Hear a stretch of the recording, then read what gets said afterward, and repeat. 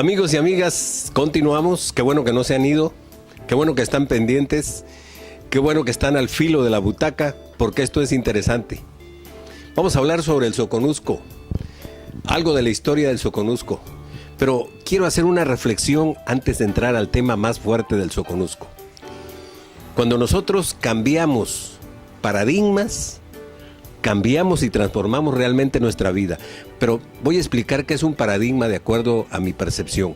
Un paradigma es una creencia que modifica mi comportamiento, mi actitud. Eso para mí es un paradigma. Al cambiar nuestros paradigmas, nos damos cuenta de que somos neófitos, somos ignorantes realmente de la historia de nuestro querido Soconusco. No hablamos de Chiapas, de nuestro querido Soconusco. Nos limitamos nada más, cuando pasamos por la primaria y por la secundaria, nos limitamos únicamente a recordar las fechas, a conocer el compatriotas que Chiapas levanta, el himno que todos los lunes al izar la bandera también cantábamos, pero no profundizábamos realmente el significado que tiene esta región del Soconusco. Como dijo nuestro invitado, Abelardo, una cosa es Chiapas y otra cosa es el Soconusco. Son dos cosas totalmente diferentes. Vamos a platicar sobre el Soconusco porque nos interesa y también le debe interesar a usted, amigo televidente, sin importar su edad. Sobre todo si es joven, tiene esa inquietud de conocer más acerca del Soconusco. Y qué mejor personaje que Abelardo para que nos explique bien cómo nace, de dónde viene, cuál es el origen de esta región del Soconusco. Bueno, ahorita nosotros vemos una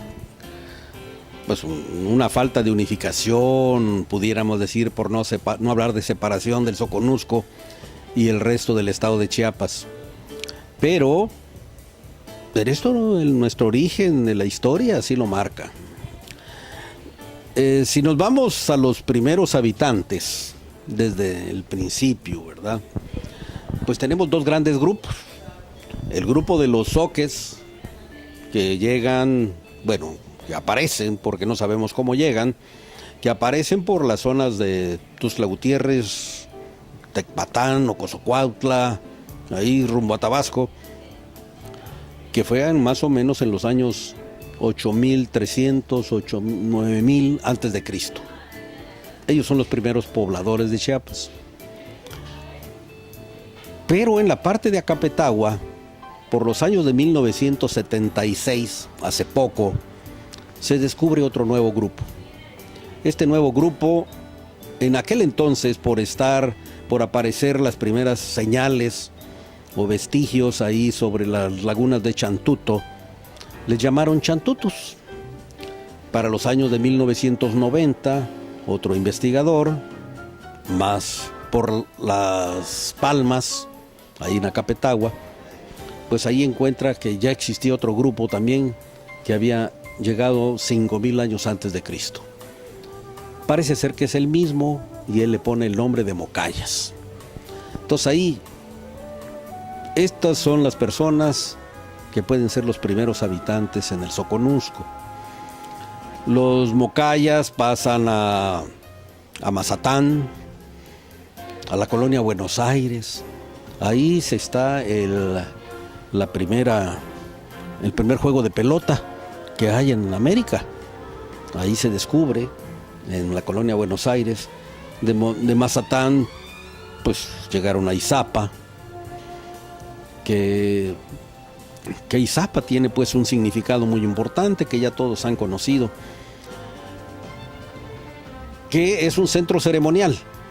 Es decir, esto es importante porque normalmente los centros ceremoniales se hacían después de que llegaban los pobladores.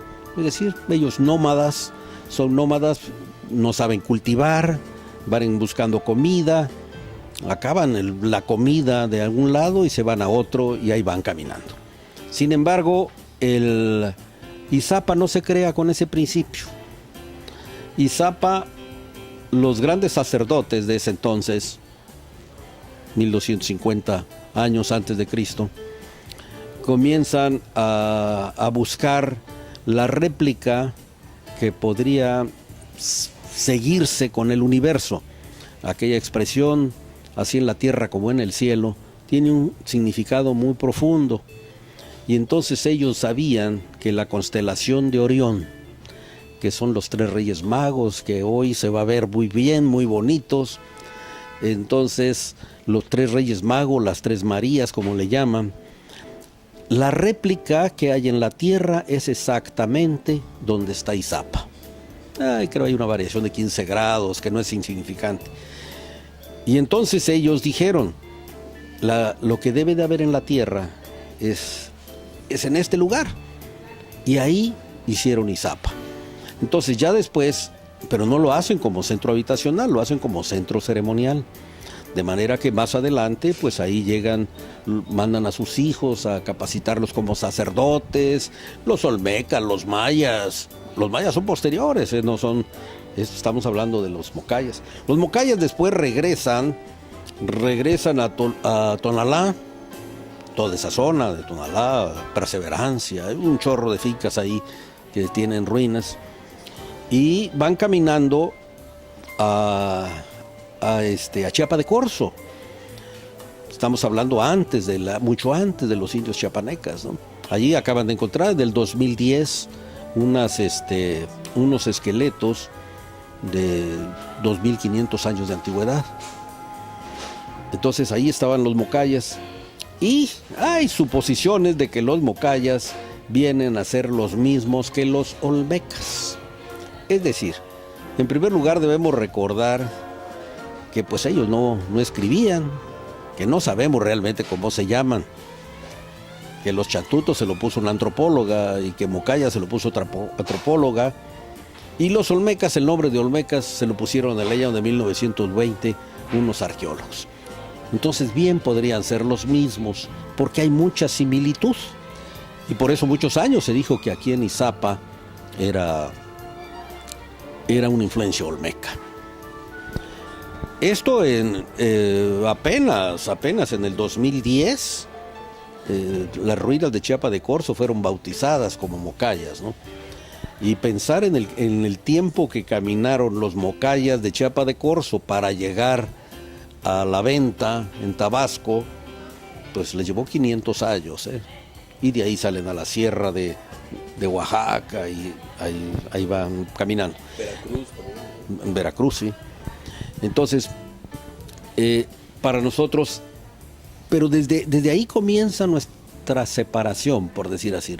Somos 2 corrientes diferentes, ¿verdad? Claro, si especulamos un poco más, pues por ahí se dice que los mocayas vienen de los chinos, o vienen de Ecuador también, hay otra de Sudamérica.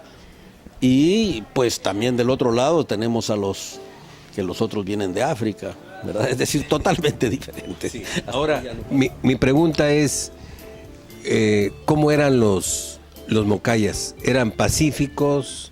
Ya dijiste que eran nómadas, pero era gente pacífica. ¿Qué aportación le dan al Soconusco? ¿Cómo vivían los mocayas?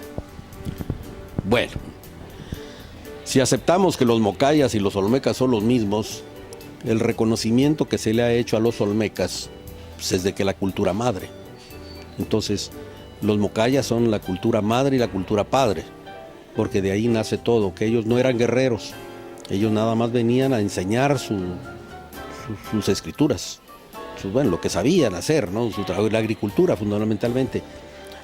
Los mocayas hablaban tapachulteco, que era una especie de zoque revuelto, ¿no? Ahí fue el idioma tapachulteco. Y pues de ahí me perdí. ¿Cómo fue la pregunta? Perdimos ese idioma. Sí. Se extinguió. Sí, se extinguió. Realmente el Soconusco, yo pienso que el mayor desarrollo que ha tenido el Soconusco en cuanto a su población, pues viene a raíz de los años de 1840. Es decir, cuando pasamos nosotros a la conquista española, que es un símbolo importante, Chiapas, el estado de Chiapas es conquistado pues por dos grandes corrientes. Pues una es Luis Marín y Diego de Mazariegos, el centro, y acá es Pedro de Alvarado con Guatemala. Ahí nos comienza nuestra conexión. Somos dos corrientes diferentes, ¿no? Aunque desde 1498, o sea, 20, 30 años antes, nosotros reportábamos directamente a los aztecas, a Tenochtitlán. Aunque el Soconusco pertenecía al cacicazgo de Chiapán, de Chiapa de Corzo, así como pasa ahora, nosotros, los aztecas, habían conquistado el Soconusco y nosotros reportábamos directamente a Tenochtitlán, ¿verdad? Siempre ha habido ese deseo de separatismo, valga la expresión. Pues yo pienso que no es el deseo, sino que, dadas las circunstancias, desde siempre, pues alguien nos ha separado, ¿no? Tal vez porque desarrollamos de manera diferente, ¿no? Ahora, aquí en el Soconusco se acentúa más porque cuando llega Pedro de Alvarado se estima que había más o menos unos 15,000 habitantes, según Bernal Díaz del Castillo. Sin embargo, por 1615 hay una carta de un gobernador del Soconusco al rey Felipe II, en donde dice que aquí habían 1,800 gentes y 26 españoles. Es decir, se redujo la población, porque así como pasó en toda América, los españoles trajeron una serie de enfermedades que nosotros no conocíamos. Y en el Soconusco se acentuaron mucho, que bajó mucho aquí la población, de tal suerte que para 1824, 250 años después, en las elecciones del plebiscito, habían 11,800 ciudadanos, es decir, muy poquitos, y a partir de ahí comienza a crecer. Y aparecieron más votos. A favor. Ya había la mapachada. Ya existía la mapachada. La verdad es que esto, amigos y amigas, es muy interesante. De que los mocayas hayan sido nuestros ancestros es una realidad. Y de que nosotros tengamos una región tan bella, tan próspera, tan fértil como es el Soconusco, también es una realidad.